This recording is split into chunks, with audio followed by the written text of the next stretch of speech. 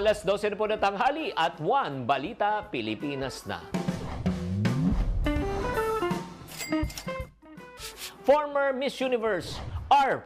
Bonnie Gabriel nagtrending po dahil sa pagsha-shopping sa Divisoria. Ay nako! Ang tanong, paano ba natin masusulit ang pagpunta at siyempre at pagsha-shopping sa Divisoria?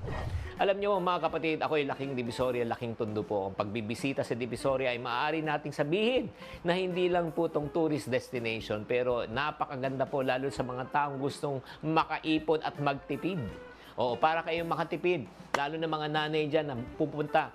Bago kayo pumunta ng Divisoria, ito ang dapat nating gawin para tayo sulit na sulit. Una, maglista ng inyong gustong bilhin. Bakit po?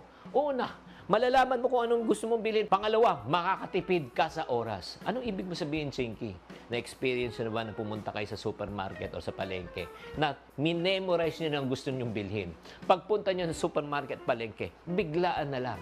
Nakalimutan mo na kung ano ang iyong bibilhin. Na-experience mo na ba yun? Paikot-ikot ka lang, sayang ka na ng oras at bumibili ka ng mga bagay na hindi mo kailangan at nung naalala mo na, ubos na pala ang iyong budget. Kaya kailangan maglista bago bumili. Matutong mag-canvas. Ang ibig sabihin mag-canvas, kailangan pag may nakita ka na gustuhan mo, hindi ka na agad bibili, kailangan umikot ka muna, di ba? Maghanap ka ng murang produkto. Maraming murang produkto, kailangan lang maglakad, maglibot. Di ba? Sa mga tindahan. At syempre, tingnan natin ang pinakamaganda, pinakamura at pinaka-affordable na presyo.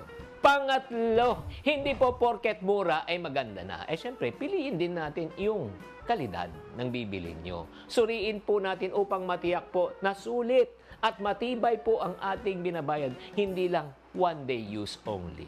Pang-apat po natin gawin, pumunta rin tayo sa mga taong hindi matao para maiwasan po mahabang pila. At syempre naman, para maging komportable ang shopping at syempre, iwas na rin po at mag-ingat po tayo sa mga masasamang loob na nanamantala, lalo sa mga masiskip ng mga daanan, baka makuha pa ang iyong pitaka. At last but not the least, itong pinakamahalaga po, kayo pumunta ng Divisoria, huwag mahiyang tumawad. Yes! Madalas na minsan nahihiya tayo tumawad. No, pag presyong Divisoria, pasok mga suki, presyong Divisoria. Ang ibig sabihin po niya, pwede kayong tumawad para makakuha kayo ng mas magandang deal. Sa kabuuan ng pagpunta po sa Divisoria, maaaring sabihin mong isang tourist destination pero magiging sulit kung gagamitin mo ang iyong diskarte at susundin mo ang itinuro ko po sa inyo. Tatandaan, tamang karunungan, tamang disiplina po ang susi sa pagyaman.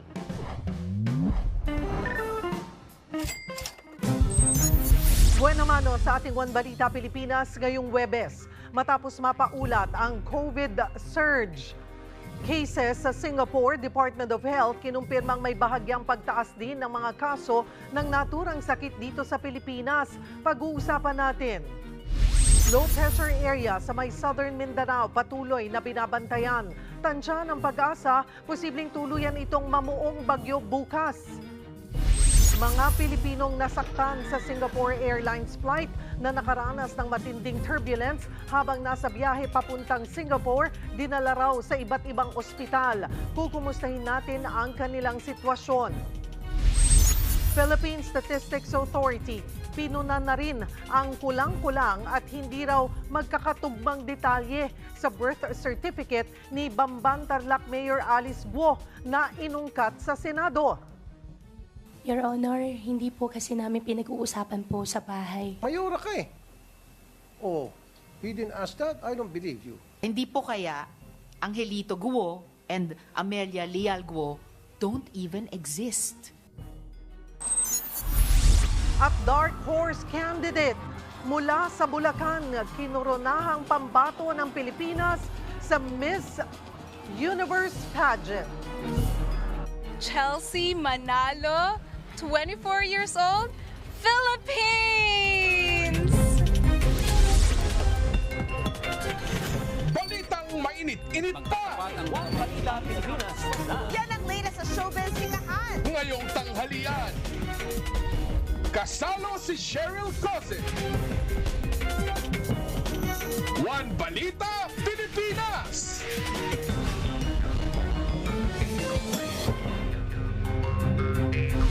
Magandang tanghali, Luzon, Visayas at Mindanao. Walang awang pinatay ang isang ginang sa harap mismo ng kanyang mga anak sa Pangasinan. Blanco pa rin ang mga otoridad sa motibo ng pamamaril. Pero ang biktima minsan na raw napagbintangan na magnanakaw. Para bigyan ng mukha ang balita, Mobile Journal, Kayla Makantan. Sa harap mismo ng maliliit pang mga anak, pinatay ang isang ginang sa San Carlos City, Pangasinan.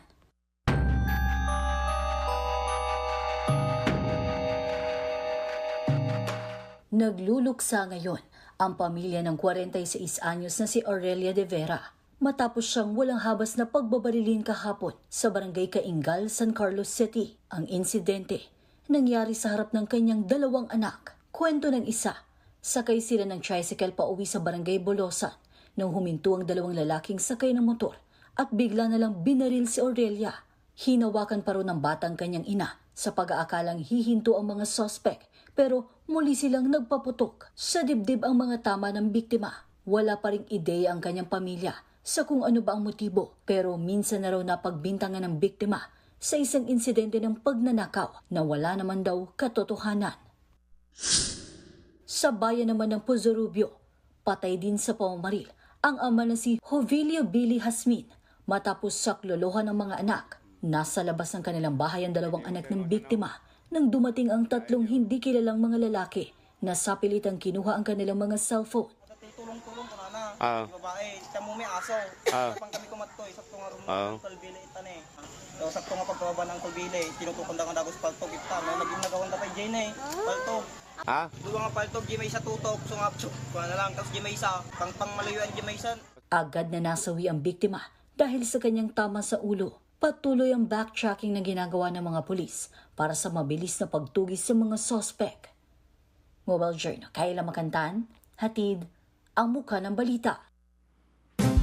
Naobserbahan ang bahagyang pagtaas ng kaso ng COVID-19 sa Pilipinas. Mula May 7 hanggang 13, nakapagtala ng 877 na bagong kaso ng COVID-19. 5 ang nasawi. Sa kabila nito, nananatiling low risk sa COVID-19 ang lahat ng rehiyon sa bansa. Hindi rin daw kailangan magpatupad ng travel restrictions. Para pag-usapan yan at iba pang issue, makakausap natin si DOH Assistant Secretary Albert Domingo. Magandang tanghali po sa inyo, ASEC.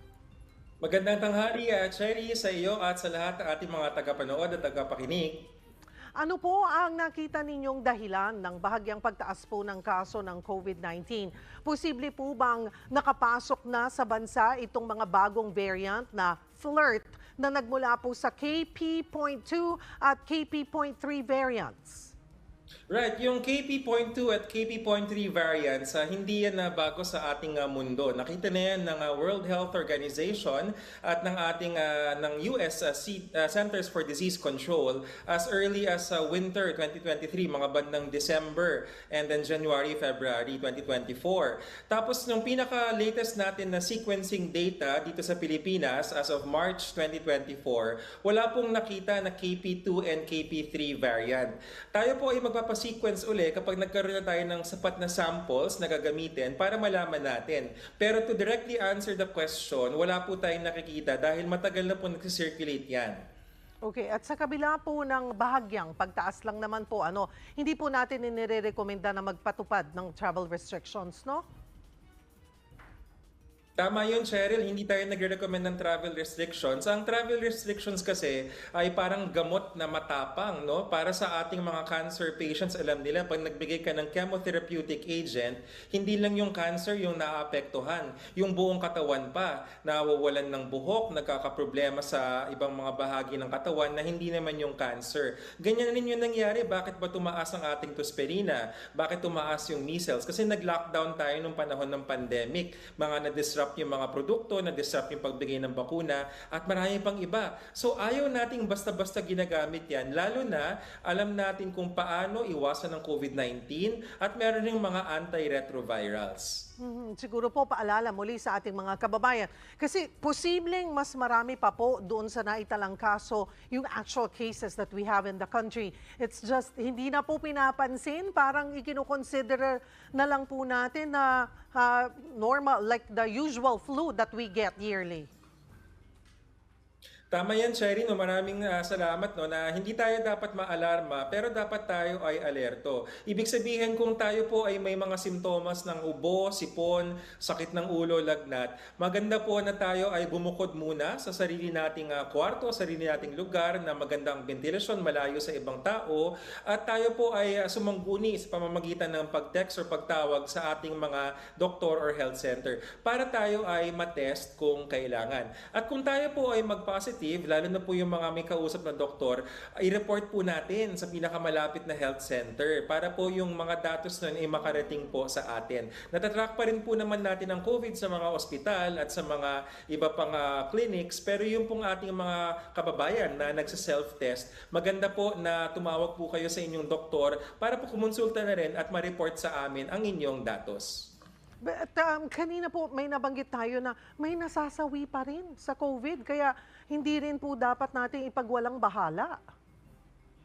Tama yun, Cheryl, no? Ang COVID, tulad ng iba pang sakit, kapag ito ay ating para bang hinayaan latmang at naging kampante tayo, ay maaaring mapunta sa mas malalang sitwasyon. So yung ating namatay dito sa COVID na to, yung 5 na yon, typically sila ay dahil namatay sa pulmonya or severe disease, dahil lang sa sila ay high risk. Tipong meron na silang mga dating ibang sakit o tulad ng high blood or mga iba pang sakit sa baga na mas lalong napalala nung ating COVID-19. So, mahalaga pa rin na tayo po ay lagi nagbabantay, nag-iingat, at ang DOH po ay nagmo-monitor rin sa mga bilang ng kaso. We're doing this on a very almost daily, baka nga twice a day na kami nagmi-meeting on this just to make sure na ang ating mga kababayan ay safe and secure. And paalala na lamang po muli doon sa mga baka nakalimot na yung marami sa senyales, sintomas at dapat na yung tamang pagtugon po dito. Ang COVID-19 po ay isang respiratory disease. Meron po yung mga sipon, ubo, pwede pong sore throat, pwedeng may lagnat. Kahawig po siya ng mga ibang sakit. So the first step to do is to isolate in a room and consult para sigurado tayong hindi nakakahawa. And mag-test tayo kasi kung alam natin hindi COVID yan, baka mamaya dahil lang sa palit ng panahon. Cheryl, bibilisan ko lang no, para dun sa mga positive na hindi naman severe, kung kayo po ay mild at hindi naman nagkakaproblema sa hininga, mag-isolate na po sa bahay ng 5 days. And then after 3 days, pagdating sa 4th and 5th day, mag-test ng antigen. Kung positive pa rin po, mag-extend lang ng 1 or 2 days until mag-negative yung antigen. Kapag nag-negative na po ang antigen after 5 days of isolation, pwede na po tayong lumabas basta tayo naka-face mask for another 5 days. So 5 and 5. Yung mga close contact naman po, yung mga napalapit sa mga confirmed na positive na COVID cases, pwede po tayong lumabas pa rin basta tayo ay naka-face mask at nag-oobserba kung magkaroon tayo ng simptomas for 10 days. Okay, thank you for that. Asek, puntahan ko naman po bukod sa COVID-19, narito naman din daw po yung banta ng La Nina na posible raw mag-develop sa Hunyo. Ano po ang paalala natin sa publiko para din makaiwas naman sa mga sakit na uso tuwing tag-ulan naman? Yes, Cheryl, no? So mula nga sa tag-init ng mga heat-related illnesses, dito naman tayo sa mga wet-related. Hindi siya wet-related, mga wild diseases siya. Bakit wild? W ay yung mga waterborne diseases na typical dyan yung mga food poisoning kasi pag ang tubig ay kontaminado, maaaring masira ang tiyan. Ang solusyon ng pag-iwas, pag may duda sa iniinom na tubig, pakuluan po ng 2 minuto, palamigin at saka inumin. Yun namang letter I, yung influenza-like illness, actually kasama dyan yung COVID-19. So yung ating pag-iiwas sa COVID, yung pagsuot voluntary but properly na wearing ng face mask, nakakaiwas po yan sa influenza-like illness at maghugas ng kamay. Yung letter L, yung leptospirosis, nakikita ko sa monitor yung baha. Nako yan, wag nating gawin, wag po tayong lumusong kung kaya po nating umiwas. Kung tayo po ay napalusong, tayo po ay kumonsulta kasi meron pong gamot na pwedeng ibigay para wag magpatuloy sa leptospirosis. And then yung dengue natin, mosquito, ito, lamok ang kalaban. Siguraduhin natin walang mapag-iipunan ng tubig, ang ating paligid, maglinis tayo ng bahay, at gumamit rin tayo ng self-protection measures tulad ng mga mosquito repellent lotions or sprays at yung mga long sleeve at damit na pantalon na natatakpan ng ating balat. Isa pa pong issue, pag-usapan natin, ASEC, yung 190,000 na shortage sa healthcare workers po natin sa Pilipinas. Pangunahing dahilan kaya po ay umaalis ng bansa yung mga healthcare workers dahil po mas magandang opportunity sa abroad. Hindi po natin maikakaila, sadyang mas malaki po talaga ang kanilang sisweldohin at maybe mga benepisyo pa. Ano-ano po ang mga programa ng DOH para ma-address po ito or maging competitive din po tayo at mas ma-convince natin sila na manatili na lang sa bansa? Actually, Cheryl, nananatili sila sa bansa pero hindi sila gumagamot sa ospital. So yun yung, kaya na po ang ikalawang panayam sa amin. No? Ang datos natin, meron tayong 713,370 licensed nurses, physicians, and midwives na nasa ating bansa. Siguro hindi lahat na nasa bansa. Pero ito kasi, Cheryl, no? Meron tayong significant number of doctors, nurses, and midwives na hindi nagpa-practice sa loob ng health facility for various reasons. Bigyan ko ng example. Marami pong mga nurses, lisensyado po ito at nasa Pilipinas, wala sila sa abroad, nasa mga business process outsourcing work, no? Tulad ng mga call center, mga medical transcription. Tama po naman ang sinabi ninyo na dapat meron tayong gawin kasi bakit nga sila hindi nagpa-practice? Iba-iba kasi yung dahilan eh. Maaaring nagkaroon na ng change in interest, no? Nag-aral ng medisina, ng nursing pero mukhang hindi na yun ang gustong gawin. Maaaring mas maganda kasi yung insentibo, yung sweldo dun sa mga trabaho na hindi pang klinika. Pwede natin tugunan yon. Kaya ang DOH over the medium to long term gumagawa ng mga ospital kasama ng mga LGU para may trabahuan at hindi lang dun sa mga konting spots, no? Kasi actually, Cheryl, mas mataas ang sweldo ng public sector nurses, for example, kumpara sa private sector. Yes. And many other parabang solutions na pwede nating tignan para siguraduhin na yung nabanggit ni Secretary Ted na the exact number is actually 195,116. Estimated yan na gap dun sa ating pangangailangan ng healthcare workers based on the WHO prescribed ratios for best practice sa mga health workers. At kung ipagbabasihan po natin, yung inyo pong nabanggit na bilang, sobra-sobra pa ang mayroon po tayo na pwede pong mapunan nitong 195,000 na mahigit na healthcare workers na kailangan po. That is possible, Cheryl. No? So let me slightly correct myself. Baka naman hindi lahat ng 713 na sa Pilipinas. Hindi ko lang makita ngayon yung numero ng mga nasa abroad. Pero tama ka doon, no? Marami pa rin ang nasa Pilipinas at actually in the DOH na trabaho namin, for example, marami kaming mga unfilled positions. Merong in-advise na sa amin ang Department of Budget and Management, yung sinasabing scrap and build. Yung mga bakanting posisyon, kailangan tignan namin, ginagawa na namin na bakit kaya walang nag-a-apply? Baka naman kasi wala na pangangailangan para sa posisyon na yon. Pwede na natin yung i-scrap, i-dissolve yung posisyon. Walang tao, walang nawawala ng trabaho. I-dissolve natin yung posisyon, tapos gagawa tayo ng mga posisyon na kailangan. So kung kailangan pa ng mga dagdag na nurse sa mga ospital na nakita natin na kulang, doon tayo maglalagay ng mga openings para maka-apply ang ating mga healthcare worker na nandito sa Pilipinas pero naghahanap ng trabaho.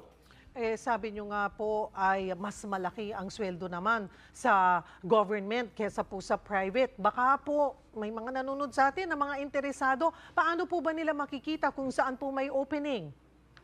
Yes, no. So punta po tayo sa ating, number one, follow po kayo sa ating DOH Facebook page. Yung official po wag dun sa mga fake. Yung may checkmark, yung verified na DOH. Nagpo-post po kami ng mga vacancies. And also yung ating DOH website, www.doh.gov.ph.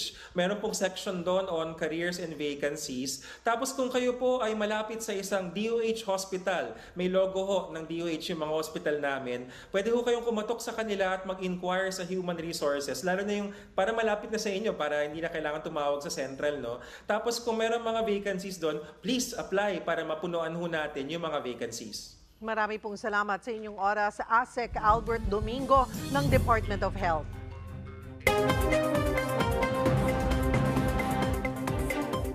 Pinaghahanap na ang isang lalaking gumawa ng kabastusan sa loob ng isang mall sa Cebu habang tinutugis din ang mga salarin sa pamamaril sa isang miyembro ng LGBTQ+ community sa lungsod. Yan ang balitang dako ni John Aroa. 2 tama ng bala sa ulo ang ikinamatay ng 24 anyos na miyembro ng LGBTQ+ community sa Barangay Suba, Cebu City. Miyerkules ng madaling araw, nag-inuman daw ang biktimang si Geraldo Cabando at 3 kaibigan sa labas ng kanyang bahay nang biglang pagbabarilin si Cabando ng mga suspect na nakatakip ang muka. Merong 2 suspect na approach sa kanya, binaril siya sir. Diretso lang sir, naka-long sleeve at color gray, hindi nila ma-recognize. Build up lang sir, pagka mga 19 to 23, mga ganun rin sir ba, mga binatilyo sir. Nakita pa sa CCTV ang pagtakas ng mga suspect na nakapaa. Naiwan kasi ang kanilang mga tsinela sa pagmamadali. Ayon sa pamilya, walang kaaway si Cabando pero ang mga pulis may tinitingnang posibleng anggulo. Tingnan natin yung concert personal grudge dahil ang sabi, medyo yung biktima kapag magalit, medyo masyadong madaldal sir. Meron siya na nakagusto sa kaniyang pagganon. Brutal ang pagpatay niyo sa kapatid ko. Sana makonsensya kayo. Bastos ganito na abnormal ni. Gigil na gigil ang tatay na ito sa ginagawang kalaswaan ng isang lalaki sa loob ng isang mall sa Cebu City. Kumakain daw ang dalagitan niyang anak nang biglang magparaos ang lalaki sa katabing lamesa. Agad nilang inireklamo sa gwardiya ang suspect pero nalaman na lang ng mga pulis ang nangyari nang mag-viral ang video.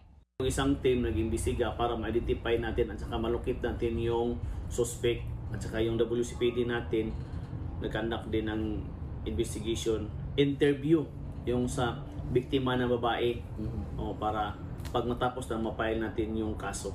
Mahaharap ang lalaki sa kasong unjust vexation at paglabag sa Bawal Bastos Law o ang Safe Spaces Act. Para sa 1PH, John Aroa, News 5. Lusot na sa Kamara ang panukalang gawing legal ang divorce dito sa Pilipinas. 126 na kongresista ang bumoto pabor dito. 109 naman na ang tumutol, habang 20 ang nag-abstain. Sa ilalim ng panukala, kasama sa pwedeng maging basihan ng divorce ng mag-asawa ang pang-aabuso, drug at alcohol addiction, pangangaliwa at pagkakaroon ng anak sa labas. Nasa Senado na ngayon ang bola kung tuluyan itong lulusot bilang batas. Susunod, dahil sa matinding init, 8 estudyante sa Davao City hinimatay.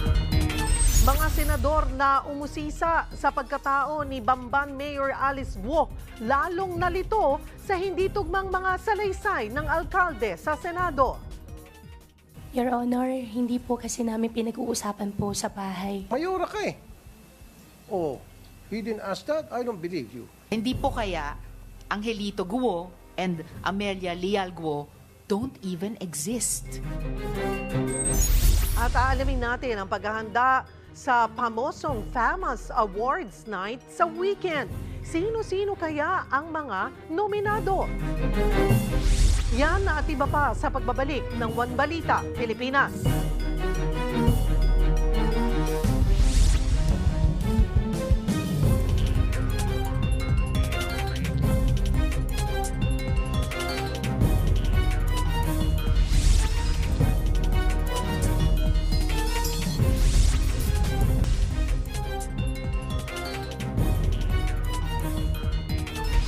Namahagi ng cash assistance si Pangulong Bongbong Marcos sa mga mangingisdang apektado ng El Nino sa Tawi-Tawi. Nangako rin si PBBM na magpapatuloy ang mga proyekto sa probinsya para sa ikauunlad ng mga residente roon. Para bigyan ng mukha ang balita, Mobile Journal, Julie Baiza. Tuloy ang pamamahagi ng tulong ni Pangulong Bongbong Marcos sa mga magsasaka at mangingisdang naapektuhan ng El Nino. Ang lalawigan ng Tawi-Tawi naman ang binisita ni PBBM ngayong umaga kung saan tig sa 10,000 pisong cash assistance ang tinanggap ng piling benepisaryo. Tig sa 10 milyong piso naman ang binigay sa provincial government ng Tawi-Tawi at Basilan. Ang pakay ko po sa pag-iikot ko sa iba't ibang bayan at lalawigan sa bansa ay una, upang personal kong makita kung ang tulong ng gobyerno ay natatanggap ng mga tao at kung ito ba ay nakakatulong ng sa ating mga pangangailangan ng mga nahihirapan dahil sa tagtuyot. Pangalawa, andito rin po ako upang makausap kayo nang maunawaan natin ang inyong sitwasyon at makahanap tayo ng nararapat na solusyon sa iyong mga hinaharap na suliranin. Una nang isinailalim sa state of calamity ang Bangsamoro Region dahil sa tagtuyot. Bukod dito, binanggit din ng Pangulo ang kapayapaan sa Tawi-Tawi. Malaki na anya ay pinagbago at iginanda ng lugar. Pangako niya, magpapatuloy ang mga proyekto ng pamahalaan para sa ikauunlad na lalawigan. Improving growth corridors in the Mindanao Road Sector Project na pinasyahan natin noong nakarang taon. Sa proyektong ito, 3 tulay ang gagawin natin dito sa Tawi-Tawi na siyang tutulong. Ito ay makakatulong sa inyong mga pangangailangan sa transportasyon at pagpaganda ng inyong hanapbuhay. Pati na rin ang pagpapanatili ng kapayapaan at kaayusan dito sa inyong lugar. Hindi rin daw mawawala ang ibang programa ng gobyerno gaya ng Tupad Program ng Department of Labor and Employment at 4Ps ng Department of Social Welfare and Development. Pangako niya, iikutin maging ang pinakamalalayong lugar sa bansa para tiyaking maaabot sila ng tulong ng gobyerno. Mamayang hapon, nakatakda pang umikot sa iba pang lugar sa Bangsamoro Region si PBBM. Mobile Journal Julie Baiza po, hatid ang mukha ng balita. Nasa loob na ng Philippine Area of Responsibility ang binabantayang low-pressure area ng Pag-asa. Huling namataan ang LPA sa silangan ng Southern Mindanao. Posible raw na mabuo itong bagyo sa loob ng 24 na oras. Kung matutuloy, tatawagin itong bagyong Aghon. Posibleng una nitong maapektuhan ang Bicol at Eastern Visayas. Sa ngayon, wala pa naman direktang epekto ang LPA. Maaliwalas na panahon naman ang aasahan sa buong bansa ngayong araw. Pero posible ang mga pag-ulan sa hapon o gabi dahil sa umiiral na easterlies.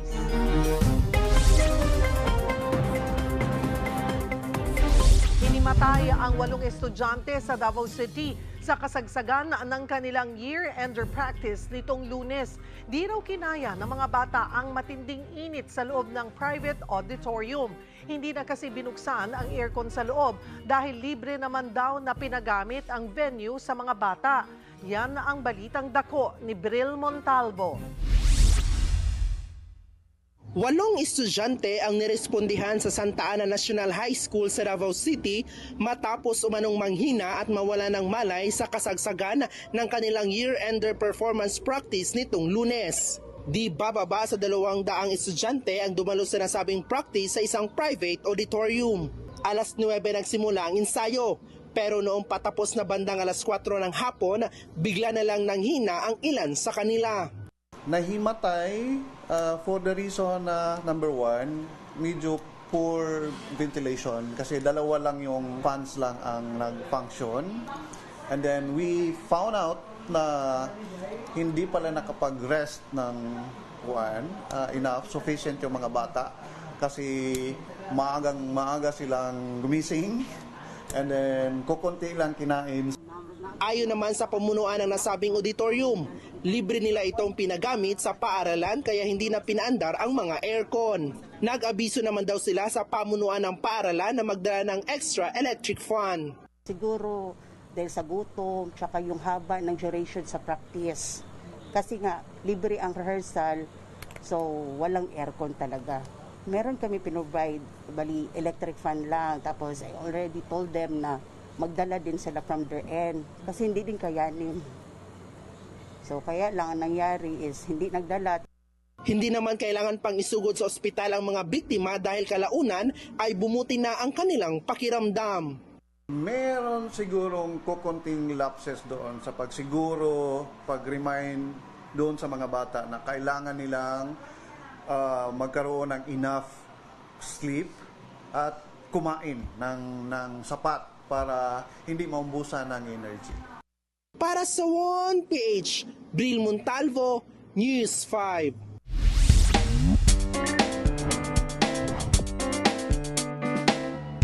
Magandang tanghali mga kapatid. Pasok bilang finalist sa isang Superbud pageant ang isang may kapansanan na modelo.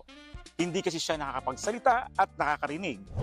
Kung kayo ang tatanungin namin mga kapatid, dapat bang gawing normal ang pagsali ng person with disability sa pageants? Tara, samahan niyo ako at magtatanong tayo. Dito. Hindi po ako pabor sa isali mga PWD sa mga pageant kasi pwedeng gumawa ng separate pageant for them kasi baka hindi po mawala po at maaalis po doon yung bullying. At the same time, kapag nanalo po sila, for example, mga special awards, parang magda-doubt yung mga audience na naawa lang, ganon. Kung nasa guidelines naman and they fit the guidelines, I don't think there's nothing wrong with them competing in pageants. Communicative-wise, wala namang issue doon. We have translators during pageant and I guess it's also okay for them to have yung nagsa-sign language din. Yes po, payag po akong isama ang mga PWD sa pageant dahil ang kanila pong kapansanan ay hindi naman nakakabawa sa kanilang kakayanan at sa kanilang abilidad na mag-compete sa mga pageant. Pabor naman po ako sa ganun, for equality naman po. Lahat naman po tayo may karapatan naman sumali. Basta yung sa kanila, gusto nila yun, nagawa nila, kaya ipakita nila kung ano yung talent nila at yung kakayahan nila. For me po, hindi ako sang-ayon. Though hindi ko naman sila inaano, pero mayroon sarili sana silang group, like kind of competitions, by which doon sila nag-e-excel sa kanilang group. Ako ang inyong haninong bayan, ang tunay at nag-iisang pantanggal umay sa pananghalian. Susunod, mga senador na umusisa sa pagkatao ni Bamban Mayor Alice Guo, lalong nalito sa hindi tugmang mga salaysay ng alkalde sa Senado. Your Honor, hindi po kasi namin pinag-uusapan po sa bahay. Mayora ka eh. Oh, he didn't ask that? I don't believe you. Hindi po kaya Angelito Guo and Amelia Leal Guo don't even exist. Mga Pilipinong nasaktan sa Singapore Airlines flight na nakaranas ng matinding turbulence habang nasa biyahe papuntang Singapore, dinala raw sa iba't ibang ospital. Kukumustahin natin ang kanilang sitwasyon. At ang paghahanda sa famosong Famous Awards Night sa weekend. Sino-sino kaya ang mga nominado? Yan at iba pa sa pagbabalik ng One Balita, Pilipinas.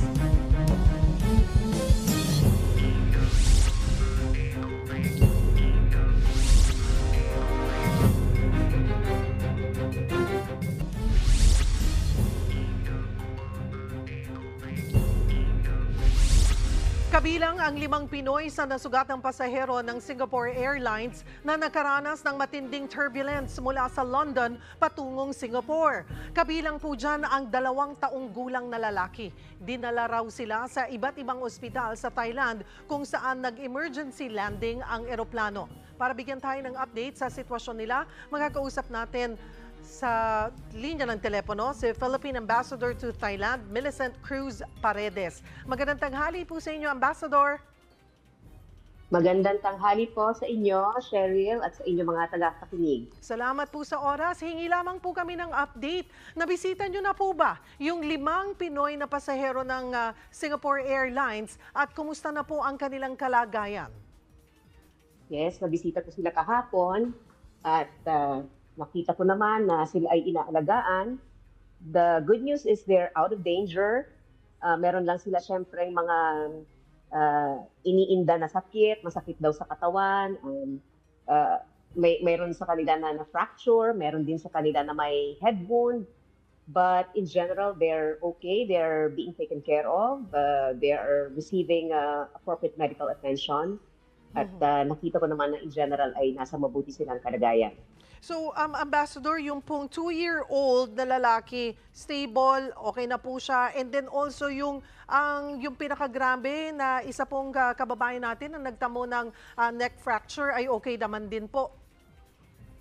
Okay naman. Nakausap ko sila lahat. Nakita ko yung 2-year-old natutulog at mukha namang wala naman. I think of all the 5, baka yung 2-year-old ang pinaka-safe at wala masyadong natamo na injury or natutulog lang siya.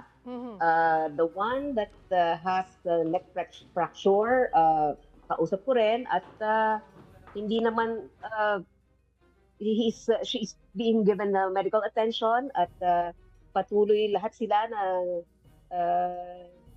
nag-undergo ng mga medical tests. As of yesterday, may mga linya pa ng mga tests na gagawin sa kanila. At syempre, yung mga nagawa na sa kanila, some are still pending results. But in general, I could see that they are in good condition. And kailan po inaasahan na makakalabas po sila sa ospital or may mga nakalabas na po? As of yesterday, hindi pa nila alam kung kailan sila makakalabas. As of yesterday, ang immediate concern really is to address all their medical needs. Wala pang sinasabi sa kanila kung hanggang kailan sila mag-stay. May ilan na baka may procedure pang gagawin. At so as of yesterday, hindi pa namin napag-usapan, hindi pa nila alam kung kailan sila makakalabas. Pawang mga OFWs po ba itong mga ito? Yes, in general, yes. At so ano pa pong mga assistance ang ipinapaabot po or ipaaabot pa ng ating pamahalaan? I suppose yung pong pagdating po sa hospital bills, ano po, Ambassador, sagot na po yan ng Singapore Airlines. Well, that is what we heard from the Singapore Air Chief Executive himself immediately after this happened. Ang sabi ng statement ng Singapore Air ay they will extend all possible assistance, not only to the passengers, but including their relatives. So, naringgan ko na ilang mga kamag-anak nila ang papunta dito sa Thailand para makasama sila. At I don't really know the exact terms of what Singapore Air was offering to them. Dahil syempre, sila na ang kausap niyaan. But ang sabi namin sa kanila, kung ano man ang matutulong ng embahada ay nandito lang kami, including, sabi ko, kung gusto nila ng, halimbawa ay gusto nilang kumain ng Filipino food, we can do that, but as of now, mga soft diet pa lang yata sila. So, we're just waiting kung anong assistance ang may tutulong namin at kami ay nakaantabay lang sa kanila. They have our contact details at may nakabantay sa kanila doon ng mga personnel namin from the embassy. Yung mga kababayan po natin, Ambassador, okay, the flight is from London patungong Singapore.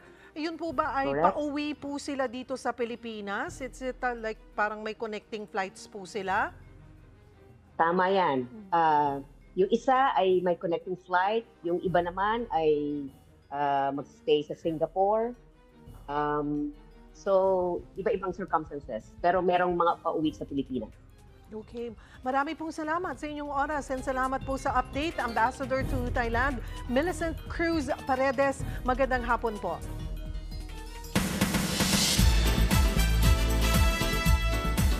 Hola mga kapatid, inaabangan ha ang prestihiyosong FAMAS Awards. Iba nga naman kasi talaga pag FAMAS, di ba? Paparangalan po dito mga natatanging artista, direktor at mga dekalibreng pelikula. At para pag-usapan po yan, kasama po natin, may iba naman dito sa studio, si FAMAS Awards President Chairman Francia Conrado at ang kanilang Public Relations Officer na si Renz Spangler. Good morning, magandang tanghali. Actually. Good morning. Opo, ito na. 72nd FAMAS, tama po ba? This coming Sunday, grabe ang daming nominations sa mga naglalakihang artista from the past year at mga dekalibreng pelikula. Ma'am, Francia, how do we keep, of course, the credibility of FAMAS afloat all throughout this year? Na ang dami na nagkasuputan na iba pang awards. For like 72 years, FAMAS is now an institution. There's not much bother on how we're going to keep it with what. Nakatatak na siya sa pangalan ng FAMAS, the prominence and integrity that goes with it. And what will be different this time around? We are star-studded this year. Lagi naman po tayo star-studded. Pero this Sunday, who are we? We have 16 iconic king and queen of the Philippine cinema. Bale, mix up siya with not so young, not so old. Talagang go ahead, Renz. With a total of 30 special awardees ang inaasahan po nating darating sa FAMAS. Bukod pa po doon yung mga nominees from different movies na kanilang sinubmit. Wow. Sino-sino sila? Andyan po si Marian and Dingdong Dantes Of course, for Rewind. for Rewind. Gomburza is there. Maraming nominations. Yes po. Ang A Very Good Girl. Catherine Sa Bernardo si and Dolly De Leon. Yes po. Wow. Malyari. Malyari is also there, Papa Piolo Pascual, o di ba? Bonggang-bongga. And ito na lang po, no, kasi all throughout this year, syempre, alam naman natin, marami naging makulay na history ang FAMAS. Pero ano po yung 2 cents nyo, Miss Francia, no, doon sa mga nagsasangla ng kanilang mga awards o nagbibenta? Well, I've been answering all those questions for like a few days already. My take, it's just like when you receive an award, it becomes your personal belonging. However, whenever, whatever you would want to do it, is all up to you. Because maybe it can be like priced as 70,000 or $500,000. I would just say the FAMAS trophy is priceless. Oo. This is so priceless. Oo naman po. Pwede po bang pahawa? Para lang That's mapili ko. heavy. Ang bigat, di ba, ng FAMAS Award, di ba? Maraming salamat. Charot! Hindi ko naman ito yung uwi, di ba? Celebrity Maven Award. Oh, kay ano pala to? Kay Glenda. O, di ba? So, ay, gawa po ba saan ito? Bronze. It's made of bronze. And it's Oo. 3.5 kilos. Oo nga, naramdaman ko nga parang pwede mo tong pang ano, no? Yeah. Pang workout na gano'n, Dumbbell. oo, parang magliliit yung braso ko rito. Pero maraming salamat po. Of course, please invite everybody to watch the FAMAS this coming Sunday. Yes, the 72nd FAMAS will stage on Sunday, May 26 at 4 p.m. for our red carpet. And then it's gonna be at the classic Manila Hotel, the home of Of FAMAS. course, oo naman. It's the home of FAMAS. Ma'am Francia Renz, thank you so much for your time. Thank you po sa award na ito. Chas! Oh, anyway, mamaya po sa round 2, kilalanin natin ang pambato na Bulacan. O, ng Bulacan na kinurunahan pong official candidate ng Pilipinas sa paparating na Miss Universe. Abangan!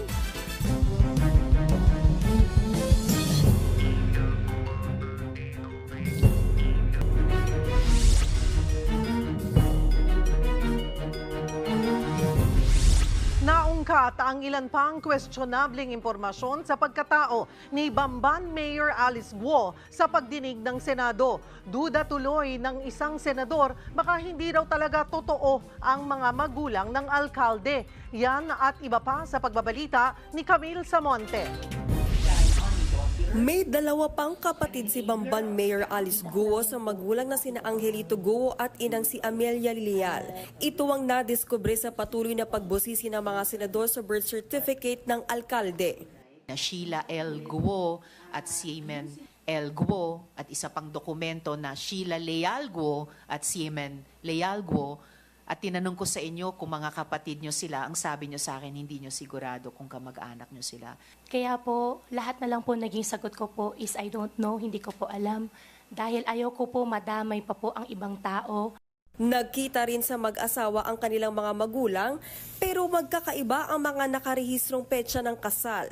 Taliwas ito sa naunang pahayag ng alkalde na kasambahay lang ng kanyang ama ang inang hindi na niya nakita paglaki. Your Honor, hindi po kasi namin pinag-uusapan po sa bahay. So, you should have asked that. Come on, Dad, give me a break. Tell the truth. I deserve the truth, right?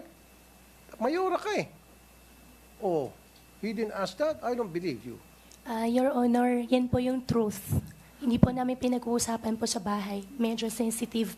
Duda tuloy si Senator Risa Hontiveros. Ang tatay nyo po ba ay Chinese? Tatay ko po ay Chinese. Kung siya ay Chinese, yung tatay nyo, bakit kaya ang sabi sa birth certificate mo na ang tatay mong si Angelito Guo ay Filipino? And the Chinese national cannot have 2 citizenships. Yes. Wala po silang dual citizenship. Why would you say he's a Chinese national with a Chinese passport? Base sa fact-finding ng Philippine Statistics Authority, may isa pang kapatid na nakarehistro si Guo, pero wala raw birth o kahit marriage record ang di umano'y magulang ng Bamban Mayor. Itong birth certificate na ito, pwede ba nating sabihin defective or invalid? Mali-mali information eh. Maaari rin po nating pag-isipan po na na marami pong irregularidad dito sa birth certificate na to. Kinwestiyon din si Guo dahil 2 sa mga kasosyo niya sa Baofu ay sangkot sa pinakamalaking money laundering sa Singapore, habang ang isa pugante sa Pilipinas. Sa kabila ng mga ito, nanindigan si Guo na hindi siya asset ng China. Ako po ay isang Filipino at hindi po ako spy. Kinumpirma ni AFP Vice Admiral Alberto Carlos na nakausap niya sa telepono ang isang Chinese military attaché nitong Enero. Ito raw ay si Chinese Senior Colonel Li Jianzhong. Pinag-usapan lang daw nila kung paano iibsan ang tensyon sa West Philippine Sea. Pero wala raw siyang pinasok na anumang kasunduan na ikapapahamak ng ating national security. Wala ring nabanggit na new model na sinasabi ng Chinese Embassy. The term common understanding, new model were not part of our conversation, Mr. Chair. It's only about, it lasted for 3 to 5 minutes. Nasa kalagitnaan daw siya ng operasyon sa West Philippine Sea nang tawagan ni Lee at hindi niya alam na nire-record na pala ang pag-uusap nila. Matapos ilabas ng Chinese Embassy ang transcript ng pag-uusap, tinext pa raw siya ni Lee at nag-sorry pero hindi na raw niya ito sinagot. Tatalakayin na lang daw niya ang iba pang napag-usapan sa isang executive session.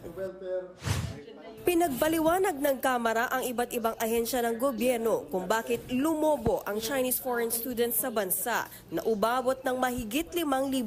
Pinakamarami naman ang Indian foreign students na halos 9,000. Sa datos ng CHED, bukod sa NCR, top 2 ang Cagayan sa pinakapinuntahan ng mga Chinese nationals. Bagay na ipinagtataka ni Minority Leader Nonoy Libanan. Kayo ang Foreign Affairs, kayo mismo ang frontline sa problema natin sa West Philippine Sea. Di po ba? Alam nyo lahat yung mga issues dyan. At alam nyo yung EDCA site nandyan. Sagot ng DFA.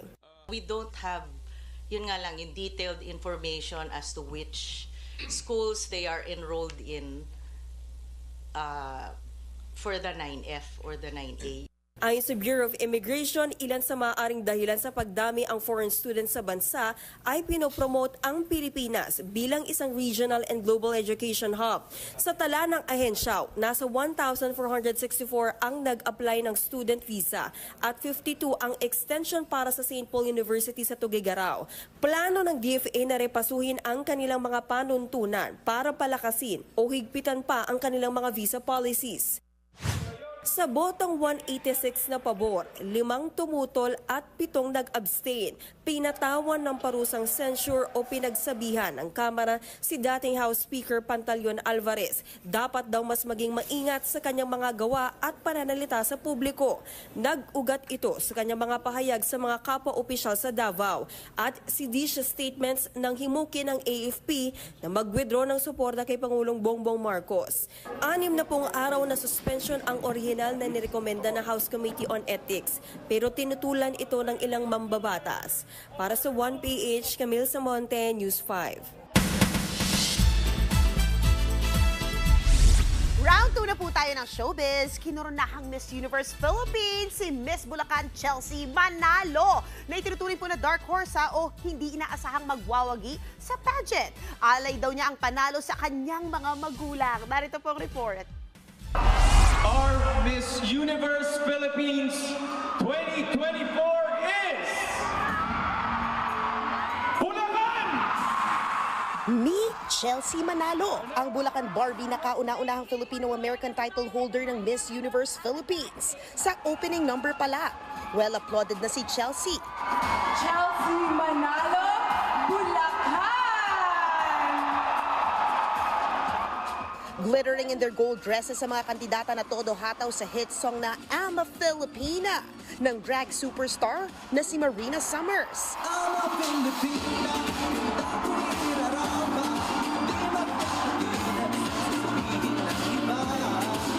Sina Miss Universe 2022 Arbony Gabriel, Alden Richards at American TV personality Jeannie Mai ang host ng Coronation Night.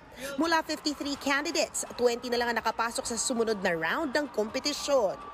Pinainit ang top 20 ang swimsuit competition habang rumarampa sa OPM hit na Raining in Manila ng Lola Amor.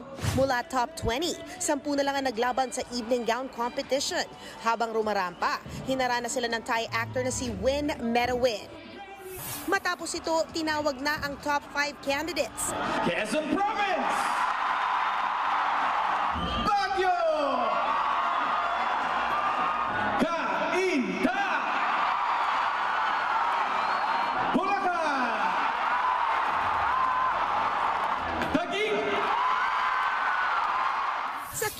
portion.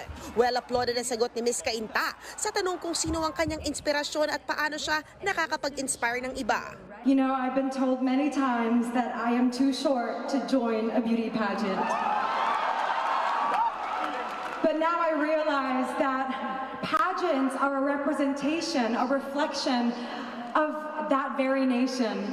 And tonight, I am not only representing myself, but every Filipino woman who sees themselves in me.